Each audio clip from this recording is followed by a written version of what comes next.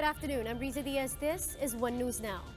Cross your fingers, Metro Manila residents. The government says the nation's capital is ready to transition to a general community quarantine or GCQ. High-risk areas, though, might be placed under ECQ. Now, to give us details on this, we have with us Camille Samonte reporting live from Camp Aguinaldo in Quezon City. Camille, good afternoon. We would like to know what is really the score between us being ready, Metro Manila ready for a GCQ? Riza, Defense Secretary Delfin Lorenzana raises the possibility of shifting Metro Manila to general community quarantine next month. Lorenzana claims that Metro Manila is now ready for GCQ as new COVID-19 cases has slowed down in the country. But interagency task force will still enforce ECQ in some high-risk areas or barangay with highest COVID-19 cases.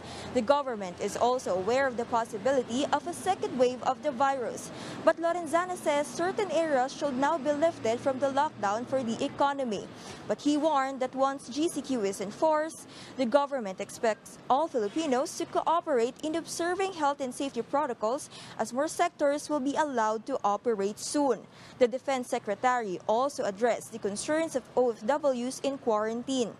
Lorenzana says their complaints are valid, but the government and LGUs just want to ensure that OFWs are 100% COVID-free before they can go home to their families. The government is now planning to speed up the process in releasing their COVID-19 test results and certificates. We have a reason to complain. Matagal na masyado eh. Nakita ko kung nakakulong ako sa kwarto ng wala kang nagagawa and you want to go home to your family, I will also complain.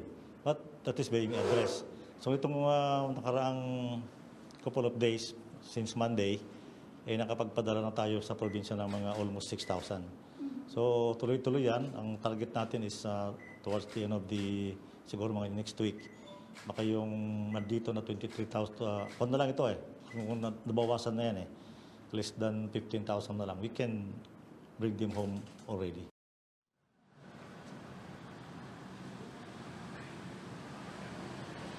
Riza, as of now, Metro Manila is under ECQ, but Secretary Lorenzana says they will come up with measures should the IATF decide not to impose GCQ on June 1. Riza? Thank you. That was Camille Samonte reporting live from Quezon City. Meanwhile, here are other stories we're keeping our eyes on. Over 240 swab samples were taken on Friday for COVID-19 testing in the city of Manila. Also yesterday, Manila has conducted more than 3,300 rapid tests. Now, as of May 22nd, the city has done over 41,000 rapid tests. And currently, there are 827 active COVID-19 cases in the city. The United States plans a massive vaccine testing involving over 100,000 volunteers and around half a dozen of the most promising vaccine candidates in an effort to deliver a safe and effective one by the end of 2020. Scientists said that leading vaccine makers have agreed to share data and lend the use of their clinical trial networks to competitors if their own candidates fail. And the Pakistani authorities have recovered at least 57 bodies at the crash site of a Pakistan International Airlines jet in Karachi City. The aircraft was carrying 98 people on board when it went down in the poor and congested residential area known as Model Colony. Now, at least 2 people aboard survived, according to the health department. For more updates, follow News 5, the Philippine Star, and Business World Online.